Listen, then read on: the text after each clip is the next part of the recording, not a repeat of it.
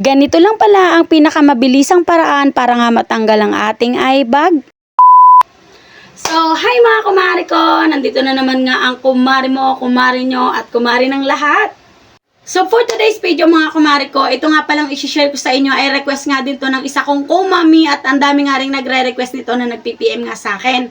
Kung ano nga daw ba ang ginagawa ko na home remedies na pampatanggal nga daw ng eye bag o kung bakit nga ba hindi ako nagkakaroon ng eye bag. Nagkakaroon naman pero saglit lang kasi nga meron akong home remedies na ginagawa para nga mawala yung aking eye bag. So, ang pagkakaroon naman mga kumari ko ng eye bag is normal naman yan. Kasi katulad ko mga kumari ko, ako ay tulog sa umaga, gising sa gabi.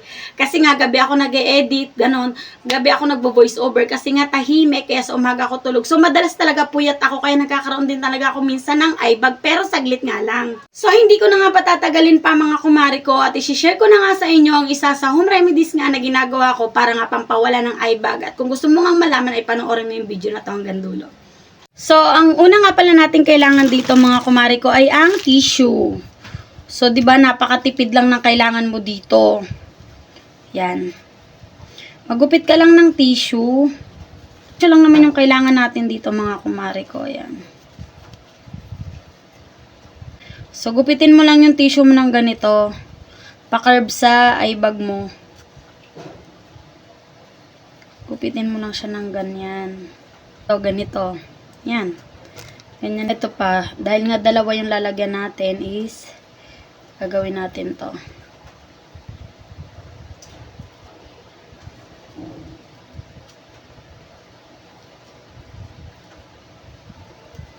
So, ayan. Ganyan.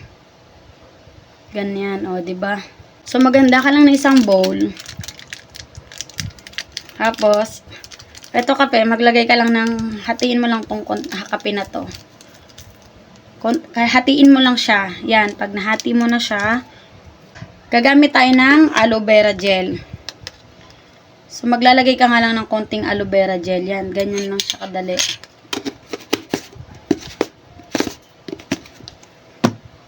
And then, haluin mo lang ng mabuti. Yan. Kung meron pala kayong honey, mga kumari ko, is pwede po siyang lagyan ng honey. Kaso wala akong honey, so ito na lang. Ito na nga mga kumari ko at nagawa ko na siya. So ipapakita ko siya sa inyo kung paano ko nga ba siya nilalagay dito sa aking ilalim ng mata para nga mawala ang aking eye bag. So ganito lang. So di ba mga kumari ko, meron tayong tissue kanina na ginupit. Ayan. Igaganito nyo lang siya. Isasawsaw nyo lang siya dun mismo sa ginawa nating kape. Pagkatapos po, ayan. Tsaka nyo po siya ididikit sa ilalim ng inyong mata. Ganyan lang. Pero magkabila lang naman yung isa may eye bag kayong isa wala.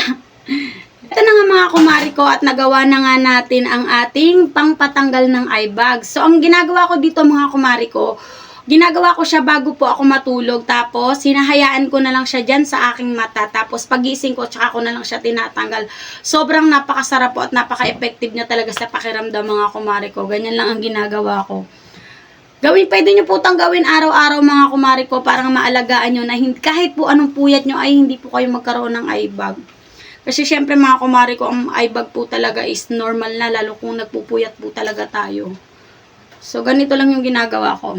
Gawin mo lang siya araw-araw sa iyong, ilagay mo lang siya lagi dito sa may eye bag, para, sa eye bag mo, para mawala ang eye bag mo. So, ayun na nga mga kumari ko at pinakita ko nga lang siya sa inyo kung paano nga ba natin maaalaga ng ating ilalim ng mata nang hindi nga tayo nagkakaroon ng eye bag. So, ganito nga lang yung home remedies na ginagawa ko mga kumari ko.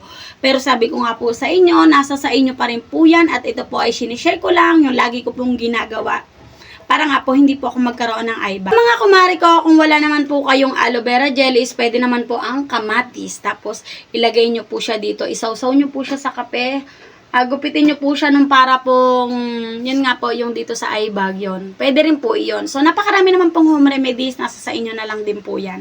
So, yun lang naman mga kumari ko. Sana po ay nagustuhan nyo nga po itong share ko sa inyo. At kung nagustuhan nyo nga po mga kumari ko, pariakat pa share na nga lang. At kung hindi ka pa nga nakapollow sa page na to, is papollow na lang. So, yun lang. God bless.